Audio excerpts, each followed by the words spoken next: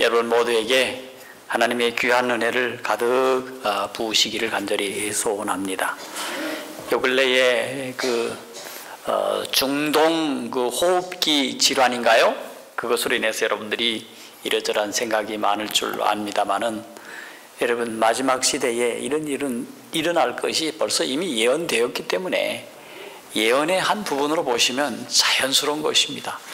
그리고 여러분들은 우리 하나님께서 이미 벌써 레위기서에 여러분 모두가 위생 법칙을 지키라고 말씀하셨지 않습니까? 위생 법칙에 다 나와 있어요. 중세 시기에 흑사병이 돌았을 때 사람들이 이걸 어떻게 하지를 못했어요. 근데 흑사병에 걸려서 죽지 않는 사람들이 있었습니다. 그 사람들이 누구였습니까? 집안 식구들이 걸렸는데 다 안 죽어요. 봤더니 유대인들이었어요. 왜 그랬습니까? 성경 말씀 따라서 격리시킨 거예요. 오늘 우리 백성들이 격리를 잘못하는 거예요. 그렇죠? 성경 말씀을 쫓아 따라가면 문제가 없습니다.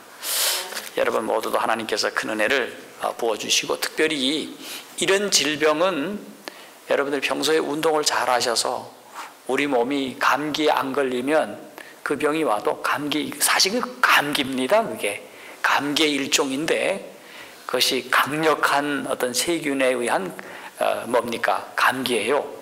그러니 감기에 안 걸릴 만한 체력을 가지신 분들은 안 걸립니다. 또 걸려도 또 나을 수가 있습니다. 자, 오늘 여러분들과 함께 말씀을 나눌 말씀의 시작은 우리 다 함께 이사야 8장 20절의 말씀입니다. 매우 중요한 성경 말씀이 되겠습니다. 이사야 8장 20절.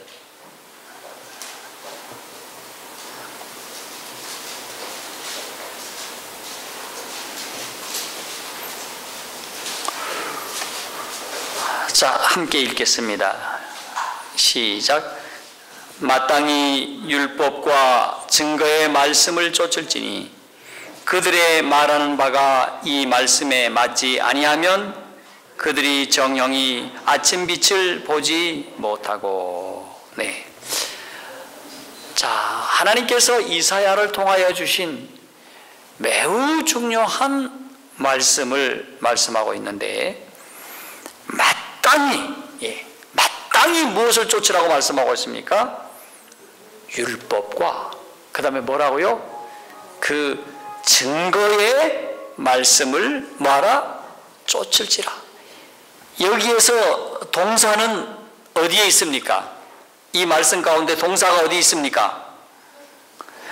쫓을지니에 있습니다. 그러므로 우리의 신앙의 동사를 어디에 방점을 둬야 됩니까? 율법과 증거의 말씀을 뭐 하는 데에 방점을 두어야 됩니까? 쫓는 데에 방점을 두어야 됩니다. 이렇게 쫓지 않으면 그들의 말하는 바가 이 말씀에 맞지 아니하면 그들이 어떻더라? 정령이 아침빛을 보지 못하고. 자, 아무리 좋은 말씀을 그럴싸하게 한다 하더라도 저들이 이 말씀을 쫓지 않는다면 결코 아침빛을 보지 못한다. 그 말씀이 무엇입니까? 율법과 무엇입니까? 증거입니다.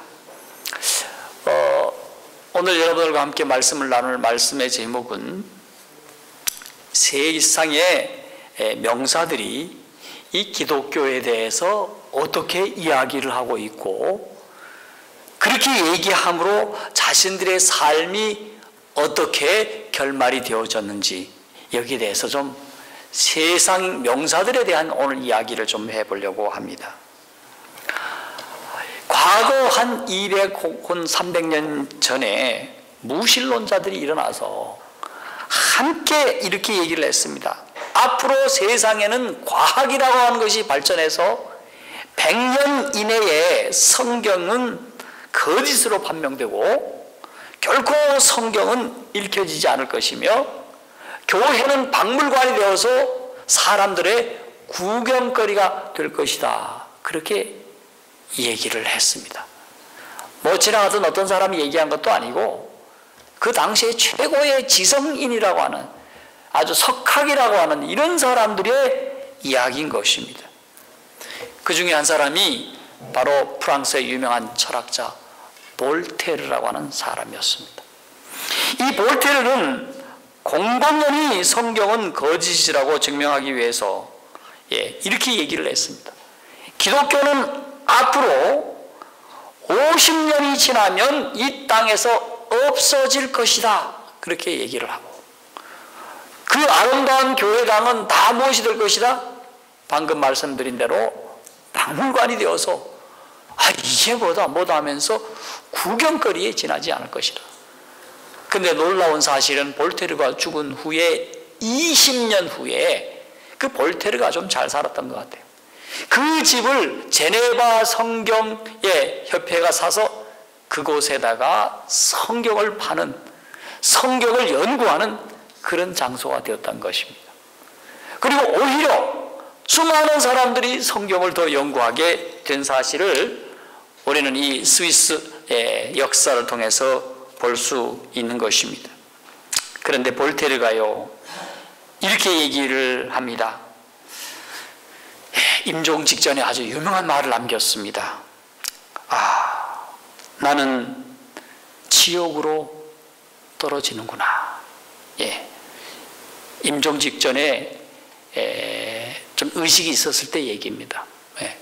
나는 지옥으로 떨어지는구나. 나는 태어나지 말았어야 하는데.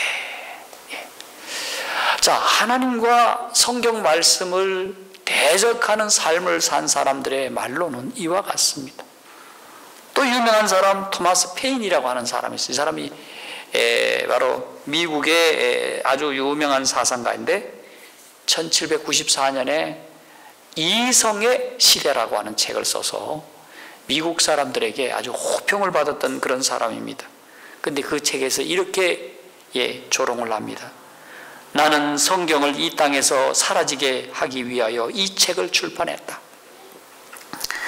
100년 안에 성경이 없어지고 박물관이나 고서점 한가운데서 먼지가 잔뜩 묻은 책으로나 발견할 수 있을 것이다. 성경이 앞으로 박물관이나 뭐 이런 데 전시돼 가지고 그것도 사람들이 보지도 않고 먼지가 잔뜩 쌓인 가운데에 그것을 볼 것이다, 그렇게 얘기를 했는데, 토마스 페인이 얘기한 대로 성경은 그렇게 되지 않았습니다. 오히려 이 사람이 책을 쓰고 얼마 후에 시름시름 앓더니 이 사람이 이름이 페인이지 않습니까? 페인이 되었어요. 그래가지고 침대에 누워가지고 평생 동안 자기가 이 책을 쓴 것을 후회를 합니다. 후회를 하면서 어떤 말을 남기는가? 차라리 이성의 시대가 쓰여지지 않았으면 좋았을걸. 내가 가진 모든 것을 들여서라도 그 책을 회수할 수만 있으면 좋으련만. 이렇게 페인이 되어 살다가 후회하면서 인생을 종말했습니다. 또 유명한 사람이죠. 우리 칼 마르크스라고 하는 공산당 선언을 한 유대인의 학자입니다. 칼 마르크스는 저희가 고등학교, 대학 때 다닐 때만 해도 칼 마르크스를요 하면 좋아하는 사람이 굉장히 많았습니다. 그런데 이 칼 마르크스가 어떤 주장을 했습니까? 알고 보면 하나님을 거부하고 이 세상 모든 것은 물질로 되어 있다. 하나님에 의해서 어떻게 창조되거나 계획되고 하나님에 의해서 이 세상이 운행되는 것이 아니라 물질에 의해서 운행되고 있다, 그렇게 얘기를 했습니다. 자, 그리고 그들은 뭘 했는가? 다 똑같아. 그래서 공산, 똑같이 일하고 똑같이 나눠 먹는, 너도 나도 다 똑같다고 하는 하나의 공산주의 주장을 하게 되었습니다. 그래서 평등사회를 이루고 가난한 사람들이 없는 지상 천국을 꿈꿨는데, 그런데 그렇게 꿈을 꾸고 그 일을 하자니 여러분 놀라웠게도 공포와 억압과 그리고 가난과 불행만 남기고 100년도 못 가서 공산당은 여러분 공산당이 지금 아직도 있는 것 같아요? 없는 것 같아요? 있어요? 없어요? 없어요, 여러분. 왜 없는 줄 아세요? 여러분, 지금 중국이 공산주의를 하고 있는 줄 아세요? 공산주의를 안 하고 있어요? 중국이 공산주의 안 하고 있어요. 뭐 하고 있습니까? 예, 목대통주의가 바로 막스 레닌주의에 마르크스 이런 주의를 따랐습니다. 충실히 따르다가 등소평이 들어와 가지고요 완전히 개방을 해버렸어요. 다 개방을 해서 자본주의가 들어왔습니다. 그리고 그 나라를 다스리는 사람들은 누굽니까? 단지 공산당원이라고 하는 이름으로 그들이 그 나라를 다스리고 있지, 그곳에는 정신만 남아있지 공산주의는 있습니까? 없습니까? 많이 퇴색되었습니다. 다시 말해서 요즘 말할 것 같으면 너무너무 타협한 공산당입니다. 그러니까 공산당이 아니에요. 여러분, 북한은 어떻습니까? 여러분, 3대 세습을 하면서요, 여러분, 공산주의의 정신이 다 흐려졌습니다. 그래서 그들은 뭐라고 얘기합니까? 주체사상이라고 얘기합니다. 주체사상이 무엇입니까? 예, 3대에 걸쳐서 그분을 모시자, 그런 얘기입니다. 아셨습니까? 그리고 다른 얘기는 그럴싸하게 공산주의를 갖다 붙인 것 뿐인데, 그들은 완전히 타협된 공산주의를 하고 있기 때문에 순수한 공산주의는 다 이 땅에 사라졌습니다, 여러분. 네. 자, 그런데 그가 남겼던 모든 사상들이 지금 채 100년이 안 돼서 사상 누각이었음이 드러나게 되었고, 그도 죽는 말년에는 참 불행하게 죽음을 맞이합니다. 또 유명한 철학자 니체라고 하는 사람이 있습니다. 그는 목회자의 아들로서 신은 죽었다, 아주 과감하게 도전했던 그였습니다. 그리고 하나님을 대적했습니다. 그리고 그의 책들이 무신론에 영향을 너무 많이 끼쳐서 사람들로 하여금 아주 불신앙의 세계로 이끌어가는 아주 대단한 영향력을 발휘했습니다. 그런데 참 놀라운 것은 그가 이런 책을 쓰고 그가 이런 논문들을 발표한 다음에 그는 얼마 되지 아니해서 그의 정신에 이상이 오기 시작했습니다. 정신병자가 되었다는 얘기입니다. 처음에는 작게 시작했지만 점점 정신이 이상이 되어가고, 그가 말년에 남긴 낙서장에는 이런 메모가 기록되었다고 합니다. 신은 어디에 있는가, 어디엔가 살아 있을지도 모른다. 하나님을 인정하면 내가 미칠 것만 같다. 뭔 얘기입니까? 자기가 하나님은 돌아가셨다고 얘기를 했는데 하나님이 있는 것 같아. 하나님을 있다라고 얘기하면 내가 어떻게 돼요? 미치는 거야. 자, 그는 그러한 두려움과 공포로 자기를 통제하지 못하고 정신 이상자가 되어서 비참한 최후를 니체는 맞이합니다. 참 슬픈 일이죠, 그렇죠? 그렇습니다. 여러분, 니체 하면 철학과 학생들은 껍벅 죽어요. 그런 니체의 생은 그와 같은 것이었습니다. 그 다음에 매우 유명한 사람 찰스 다윈입니다. 이 찰스 다윈은 사람이 작은 아메바에서부터 점점 발전해가지고 나중에는 원숭이가 되고, 원숭이가 나무에 떨어져가지고 나무에 올라가서 가만히 떨어져 생각하니까 왜 떨어졌지? 이렇게 생각하는 사람이 되었다, 그렇게 얘기하는 거 아닙니까? 자, 그는 이 진화론을 통해서 창조론에 가장 큰 비애를 준 무신론 쪽 사상을 발표했습니다. 그는 원래는 의사가 되려고 했지만 의과대학에 떨어졌습니다. 그래서 신학과에 지원을 했는데 신학과에 공부를 하다가 자연 과학에 심취하게 되었습니다. 그러다가 어느 날 자기 사랑하는 딸이 죽게 되었어요. 그런데 하나님이 살아계시다면 왜 내 딸을 죽게 버려두지 하는 하나님을 의심하기 시작하다가 그가 결국에 가서는 창조론을 거부하고 세상은 뭐인 왠지 모르게 차츰차츰 진화되었다라고 하는 진화론적 생각을 갖고 저 호주를 가봤더니까 각종 여러 보도 듣도 못한 뭐가 있었습니까? 신비한 동물도 있고 식물도 있고 곤충도 있었어요. 그래서 거기서 돌아오면서 그가 한 가지 체계를 잡았는데, 내가 생각한 대로 사람은 하나님에 의해서 창조된 것이 아니라 작은 아메르바로부터 시작해가지고 어떠한 걸로 계속 그렇게 발전하다가 진화되었다, 그렇게 주장하게 되었습니다.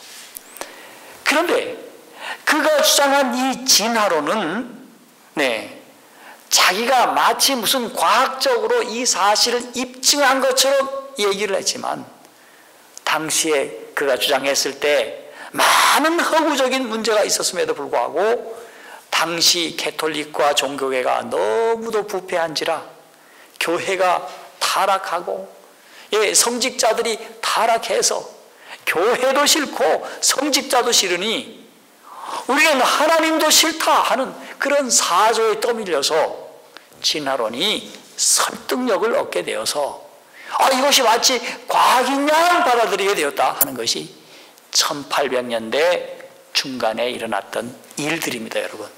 그래서 이 진화론이 자라게 되었습니다. 여러분, 이와 같은 주장은 항상 토양이 있었기 때문에 자랄 수가 있었습니다. 자, 그런데 이제 이 진화론이 미국에서는 사실상 발을 붙이지는 못했습니다. 그런데 1925년도까지만 해도 미국에서 진화론을 주장하면요, 사람들한테 욕먹었습니다. 왜냐하면 법으로 그렇게 하지 못하도록 했기 때문입니다. 그런데 1967년 이후 정치와 교육은 분리시켜서 생각해야 된다고 하는 법안을 통과시켰는데, 그때부터 종교교육을 학교에서 할 수 없었습니다. 종교교육은 집에서, 교회에서만 하지 학교까지 할 필요가 없다. 그때까지만 해도 이제 학교에 무슨 행사를 할 때 목사님이 나와서 설교도 할 수 있었고 기도도 할 수 있었는데, 그 이후부터는 설교도 기도도 성경도 학교에서 가르치질 않고 하지 않았습니다. 자, 그렇게 되었을 때 대신에 차지하게 된 그 자리를 차지한 게 뭔가? 과학을 가르치자. 근데 과학에다가 뭘 넣을 것인가? 바로 창조론은 이것은 성경의 얘기지 성경하고 교육하고 떨어뜨려야 된다고 하는 그런 주의 주장 때문에 과학 시간에 결코 성경을 가르칠 수가 없었습니다. 오히려 무엇이 채택되었을까요? 창조론보다 진화론이 채택되어서 이것이 마치 과학인 양 그때부터 가르치기 시작하자 미국이 1967년 이후부터 아주 급속도로 어떻게 됐을까요? 나라가 타락하기 시작했습니다. 그래서 오늘날 저 모양 저 꼴인 것입니다. 북한이 미국에 대고 함부로 얘기하는 것이 뭔지 아십니까? 인권 얘기한다 그러면서 얼마나 미국 사람들한테 욕한 줄 아십니까? 미국이 굉장히 생각해 보면 많이 타락한 나라입니다. 자, 그런데 아주 최근에 재미있는 주장이 드러나게 되었습니다. 바로 이 진화론의 창시자 찰스 다윈이 그리스도인으로 죽었다 라고 하는 주장이 제기되어서 화제를 모았습니다. 이 보도가 되었는데요. 자, 근데 이 찰스 다윈이 기독교에 너무도 악영향을 미쳤기 때문에 그의 신앙을 인정하기는 여간 어려운 것이 아니었다고 합니다. 그런데 그가 죽기 얼마 전에 아주 쇠약한 가운데 누워서 자기 자신을 돌아보고 자기가 주장했던 학문들을 다 돌아보면서 자기와 아주 매우 친밀한 관계를 갖고 있는 호프라고 하는 한 교회의 신실한 집사님이 있었다고 했습니다. 그 호프 여사에게 마지막 다윈의 생을 생애에 대해서 증언을 하게 되었는데 그 사실을 제가 좀 소개를 하겠습니다. 자, 다윈은 사망하기 7개월 전인 1881년 9월 23일, 28일에 소파에 누워 히브리서를 읽고 있었습니다. 재밌는 이야기지 않습니까?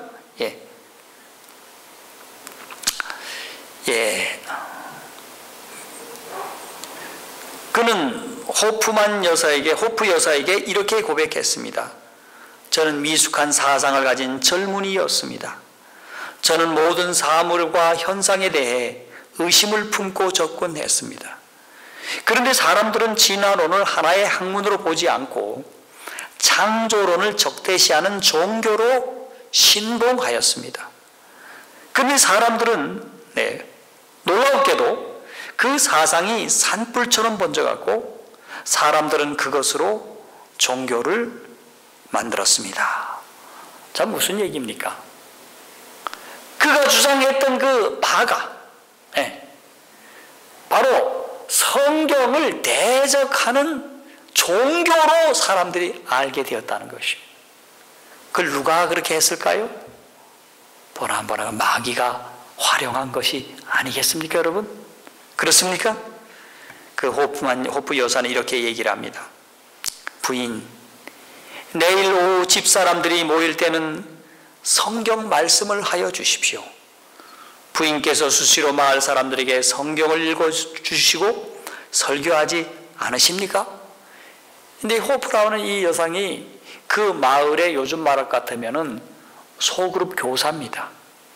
그래서 소그룹의 사람들을 불러 모으고 성경을 읽어주고 거기에 대해서 설명을 해주는데 이 찰스 다인이 그날 와서 이렇게 요청을 하는 것입니다. 그래서 물었습니다. 자, 호프 여사가 물었습니다. 그럼 어떤 주제로 말씀을 드릴까요? 그때 찰스 다인이 이렇게 대답합니다. 그리스도 예수지요. 그리고 그분이 이루신 구원에 관해서도고요. 관해서여고요. 주님이 최고의 주제가 아닐까요? 그리고 찬미도 불러주십시오. 자, 이런 이야기들이 나중에 드러나게 되었습니다. 그런데 이 다윈이 죽기 1년 전인 1881년에 기독교로 개종했다고 이야기를 합니다. 그리고 죽기 전에 아프리카에 있는 선교협회에 SAMS라고 하는 선교협회가 있는데 여기에다가 선교 헌금을 또 내고요. 또 그 지역의 가난한 사람들을 위해서 헌금을 낸 것들이 다 요 근래에 발견이 되었다고 합니다.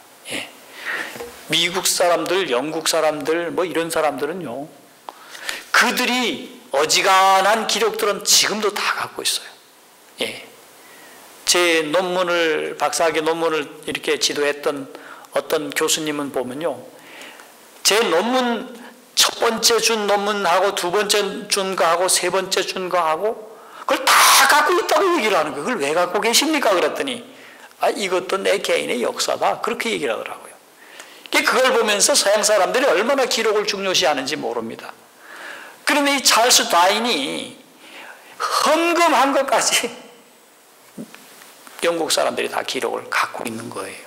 자, 그래서 이 선교단체가 지금도 그 자료를 갖고 있고요. 호프 여사의 증언에 의하면 다윈은 신약 성경을 읽어달라고 했다는 것입니다. 자, 또 다윈은 죽기 전에 성경에 대해서 최대의 경의를 표했다고 하는데 1882년 9월 친필에는 이와 같은 내용이 실려 있습니다. 나는 확실히 갈바리 십자가를 바라볼 수 있게 되었다. 다시 말해서 그가 어떻게 되었습니까?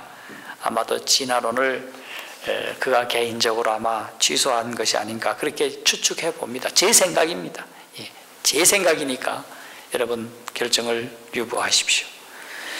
그리고 다윈의 박물관에 그 성경이 있는데 그 성경은 특별히 이 히브리서 6장 1절로 2절에 이렇게 줄이 쳐 있다고 합니다. 자, 그러면 히브리서 6장 1, 2절에는 도대체 뭔 성경이 있는가 한번 좀 보도록 하십시오.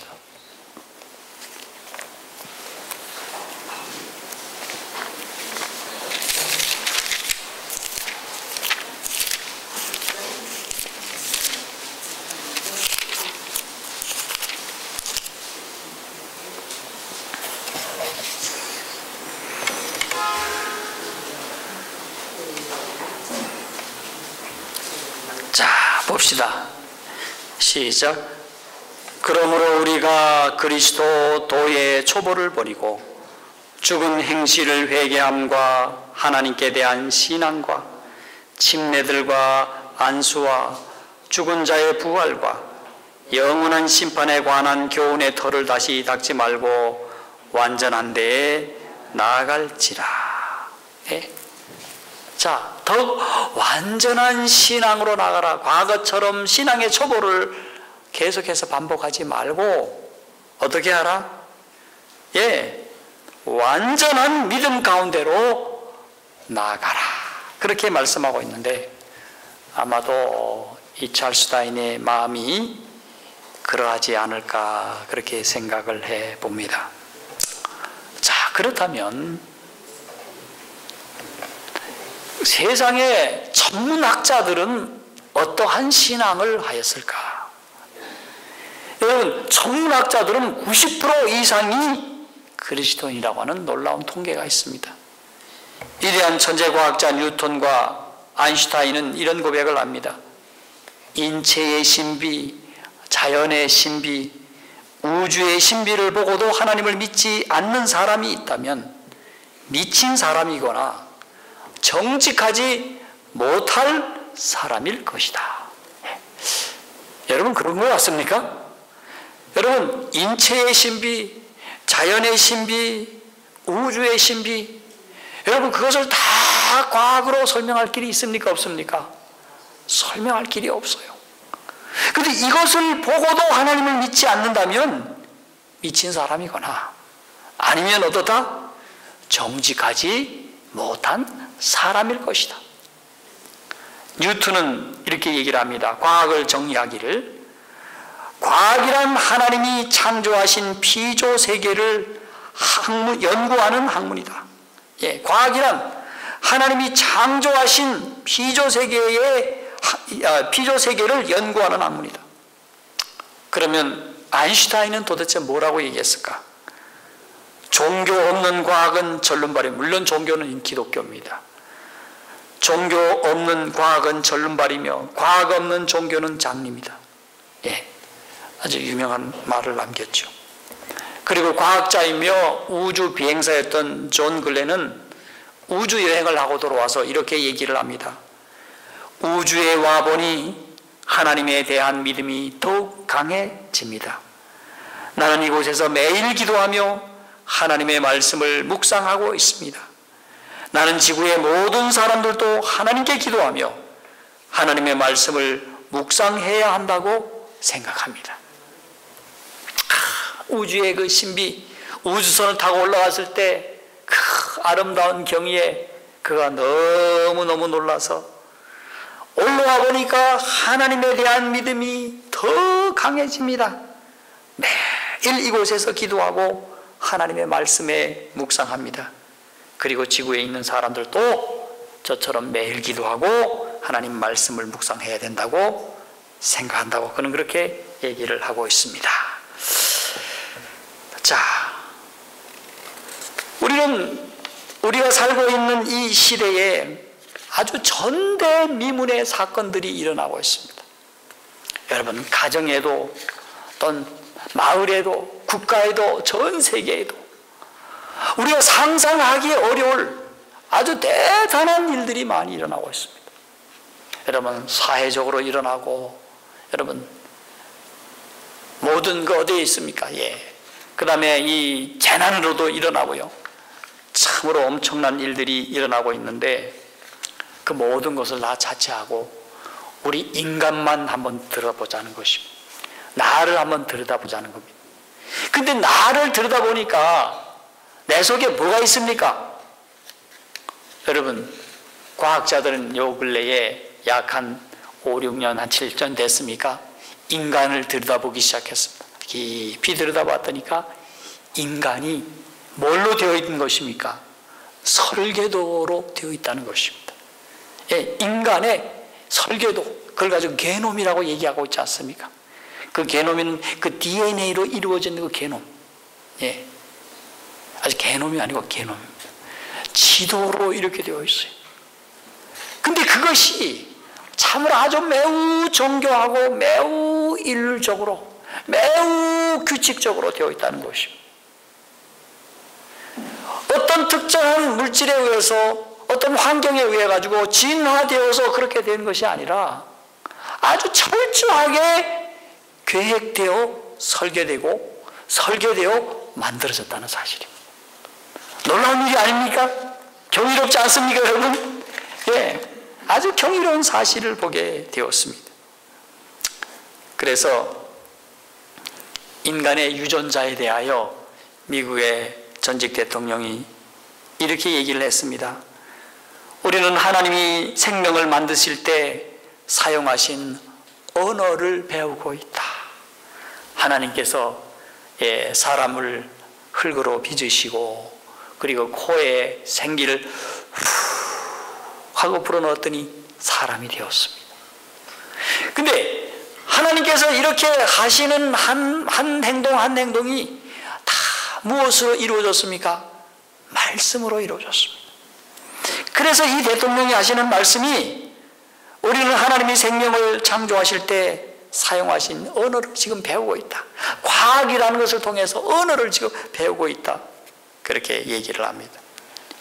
유전 부호를 해독한 수석 연구원 가운데 한 사람은 겸손하게 이렇게 얘기를 했습니다.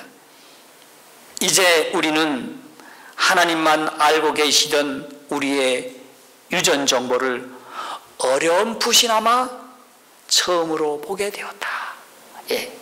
게놈이라고 하는 그 유전 정보를 정말 알기 위해 가지고 캐고 연구해 가지고 겨우 밝혀냈어요. 밝혀냈는데 그들이 그걸 밝혀내고 너무도 감격스러워서 하나님이 알고 계시던 유전 정보를 우리가 어렴풋이나마 알게 되었다. 그런데 여러분 놀라지 마십시오. 이 게놈 지도를 밝혀가지고 이 유전자 치료라는 것을 했었습니다. 이 유전자 치료를 미국의 유명한 병원에서 이렇게도 하고 저렇게도 했는데 놀랍게도 유전자 치료들이 실패하는 것을 보게 되었습니다. 여러분, 지도만 있는 것이 아니라는 사실입니다. 이 유전자에 지도만 있는 것이 아니에요. 여러분, 놀랍게도 유전자 지도 너머에 또 다른 하나님의 뭐가 있습니까? 섭리가 있음을 보게 되었던 것입니다.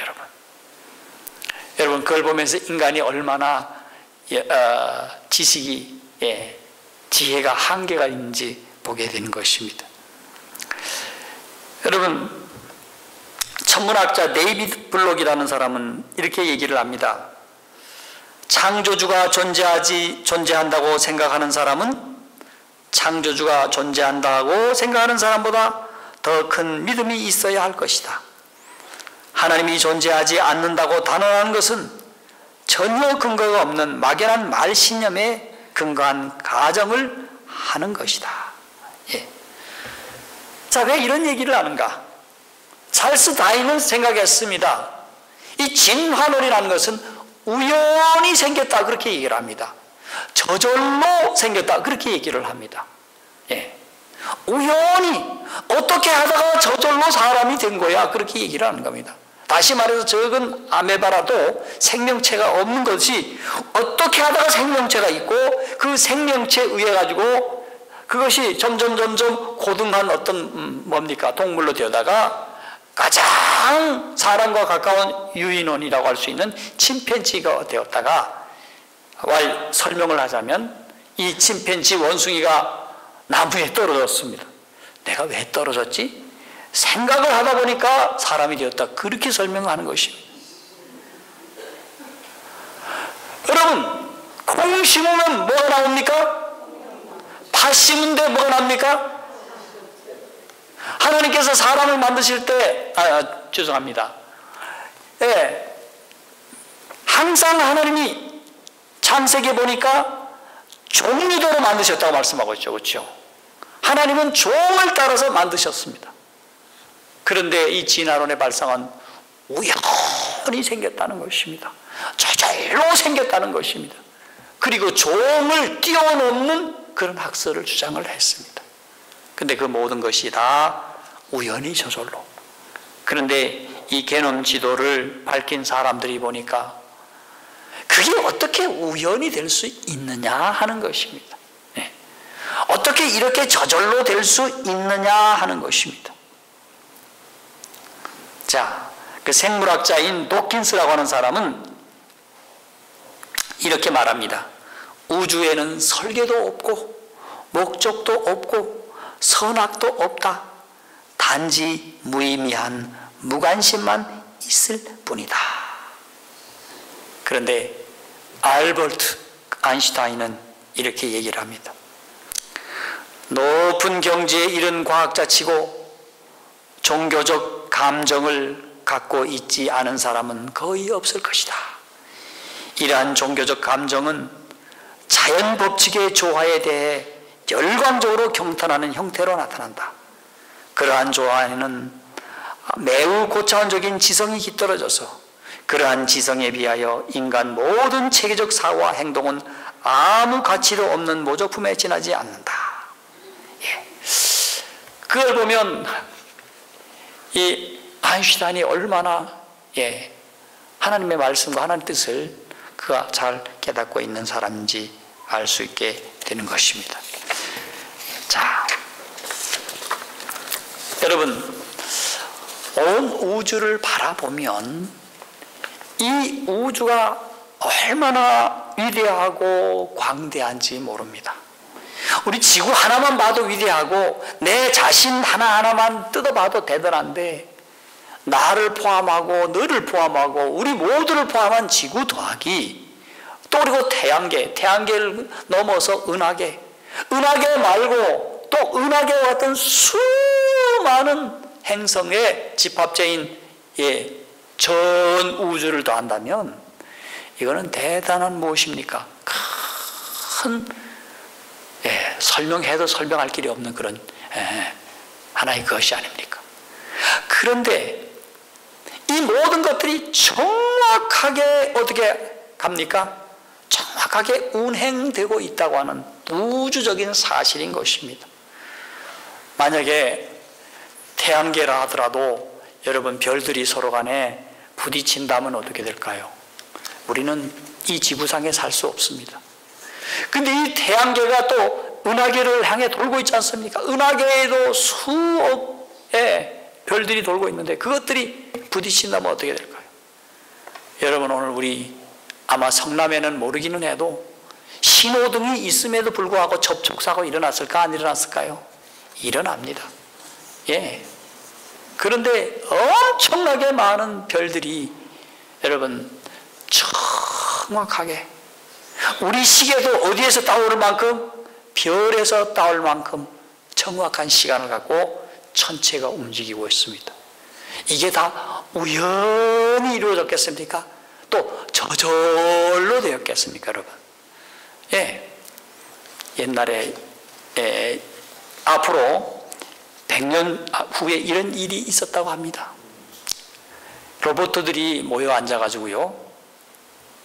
로봇들이 너무너무 기운이 세서 사람들을 다 기운도 세고 머리가 좋아져가지고 사람을 지배할 시대가 온다고 얘기를 합니다. 혹시 그런 가설을 여러분 들어보셨는지 모르겠습니다. 로봇가 세상을 지배한다.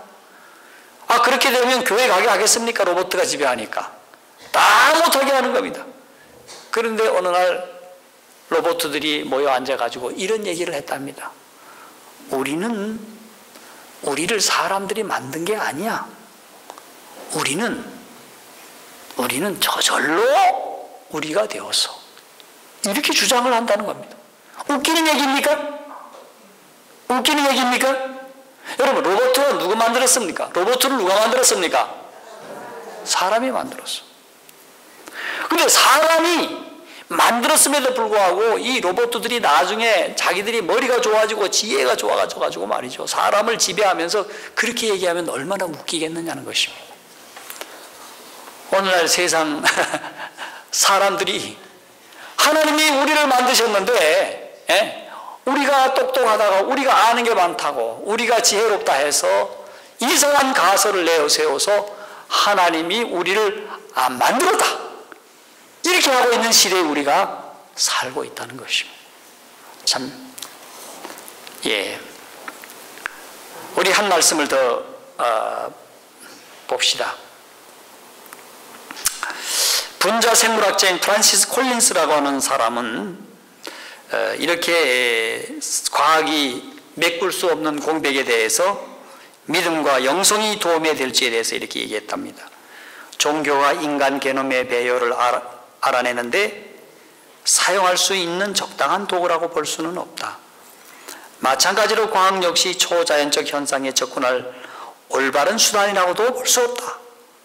우리가 존재하는 이유는 무엇인가 라든지 인간이 영적인 것을 갈구하는 이유가 무엇인가와 같은 매우 흥미롭고 중요한 질문에 대해 과학은 그다지 만족스러운 답을 제시해주지 못한다고 나는 생각한다. 많은 미신이 생겨났다가 사라졌다. 그러나 실제적 가치가 있음을 보여준 것은 실제적 가치가 있음을 보여준 믿음은 결코 사라지지 않는다. 여기 이제 소개해드린 이 과학자들은 금세기 최고의 과학자들만 여러분들에게 소개해드린 것입니다. 오늘날 과학자들은 도대체 우리 하나님과 성경에 대해서 어떻게 얘기한가에 대해서 제가 말씀을 드렸습니다. 자, 여러분, 저는 또 이 말씀과 함께 더 참 놀랍고 감사한 것은 하나님께서 마지막 시대에 우리 마지막 성경과 함께 더불어서 귀한 빛을 예언의 신을 통해서 주셨음에 참 감사합니다. 특별히 요 근래에 교육학이 알지 못하는 인간의 본성을 제대로 알려주고 있습니다. 그리고 어떻게 우리가 치료되어야 할지에 대해서 알려주고 있습니다. 본성 치료. 다시 말해서 우리로 말할 것 같으면 품성의 변화와 같은 것입니다. 자, 이것은 과학 중에 과학입니까? 최고의 과학입니까? 저는 최고의 과학이라고 합니다. 여러분, 오늘 우리 하나님께서는 이것과 더불어서 또 무엇을 주셨습니까? 마지막 시대에 우리에게 예언의 말씀을 주셨다는 것에 저는 참 감사합니다. 여러분, 지난 시간에도 말씀을 드렸습니다마는, 자, 베드로후서 1장 20절, 1장 19절로 21절 말씀을 보십시다. 여러분, 과학 중에 과학이요, 매우 중요한 것은 하나님께서 우리에게 주신 놀라운 예언의 말씀을 주신 것입니다. 자, 베드로후서 1장 19절로 21절 함께 읽습니다. 시작. 또 우리에게 더 확실한 예언이 있어 어두운 데 비치는 등불과 같으니 날이 새어 새별이 우리 마음에 떠오르기까지 너희가 이것을 주의하는 것이 가하니라. 먼저 알 것은 경의 모든 예언은 사서로이 풀 것이 아니니 예언은 언제든지 사람의 뜻으로 낸 것이 아니요 오직 성령의 감동하심을 입은 사람들이 하나님께 받아 말한 것입니다. 오늘 우리에게 더 확실한 예언을 주셨습니다. 더 확실한 예언. 여러분, 이 세상 사람들이 와서 이럴 것이다, 저럴 것이다, 숱한 예언을 이야기해 놓았습니다. 풀어놓고 쏟아 나왔습니다. 그런데 오늘 우리에게는 확실한 예언의 말씀을 허락해 주셨습니다. 그런데 이 확실한 예언은 오늘 여러분의 손에 이미 놓여 있습니다. 여러분, 제가 인터넷을 통해서 모 교단의 그 실상에 대하여 이렇게 파헤쳐 놓은 그 인터뷰해 놓은 사실을 보았습니다. 그런데 그분의 그 교주의 아들이 나오고 며느리가 나오고 그리고 그 교주와 함께 일했던 사람들이 다 돌아서 있는 모습을 보았습니다. 그것을 한국에서 취재한 것이 아니라 미국 유명한 방송국에서 취재를 했습니다. 취재를 했는데 그들의 모습은 무엇입니까? 그 교주의 모습, 유명한 제가 어쩌면 이것이 인터넷에서 나갈는지 모르기 때문에 제가 그 교단에 대해서 말하고 싶지 않습니다. 모 교단입니다. 그런데 그 교단에 그 교주 되시는 분의 생활과 그리고 그들을 추종하고 있는 사람들의 무엇입니까? 신앙이 하나님의 말씀에 입각되어 있지 않다는 것입니다. 왜 그랬을까? 여러분, 저는 오늘 마지막으로 말씀을 마치면서 요한계시록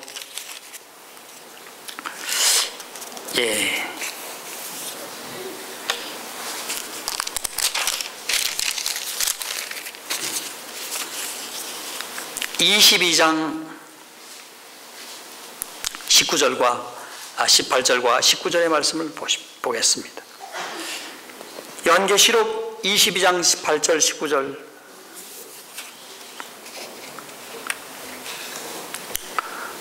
함께 읽습니다. 시작.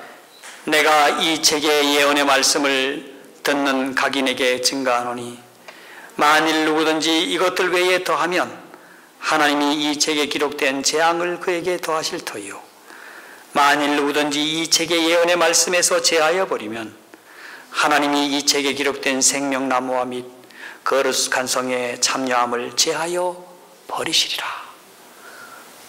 오늘날 기독교회가 여러분 더하고 제하여 버리고 있습니다. 하나님의 귀중한 말씀들을 여러분 놔두고 엉뚱한 사상을 더하고 있습니다. 거기다가 하나님의 귀중한 생명과 같은 계명의 말씀, 증언의 말씀들을 빼어버리고 있습니다. 그럴 때 어떻게 될까요? 여러분, 오늘날 대한민국은 종교의 천국입니다. 세계에서 신흥 종교 최고의 강국입니다. 여러분, 구원파로 비롯해서 얼마나 많은 종파들이 일어났습니까? 그런데 그들의 모습은 무엇입니까? 더하고 제하는데 아주 능한 사람들입니다. 제가 우리 교회를 나갔더니 어떤 분이 그런 얘기를 해요. 안식교는 성경대로 믿는 교회지. 제가 그 말에 참 마음이 들었습니다. 비록 안식교라고 불러줬다 하더라도 말입니다. 여러분, 우리는 성경대로 믿어야 됩니다. 아멘입니까? 성경에서 여러분 한 발짝도 물러나지 마시기 바랍니다. 여러분, 새로운 것을 넣으려고 하지 마세요. 어디서 좀 듣고 와가지고요, 어디서 누가 얘기한다는 거 가지고요, 여러분 넣지 마십시오. 더하면 하나님께서 우리에게 뭘? 재앙을. 또 그러나 성경 말씀에서 빼버리면 우리의 이름을 어디에서? 여러분, 오늘날 교회가 망가지는 데는 첫째 이거 하기 때문에 저는 그렇게 믿습니다. 자, 오늘 세계 명사들이 우리 성경에 대하여 하나님에 대해서 오늘 좀 일반적인 이야기들을 나눠 보았습니다. 여러분 모두 하나님의 말씀에 기초한 믿음을 세우시는 우리 모두 되기를 바라면서 오늘 말씀을 마치겠습니다.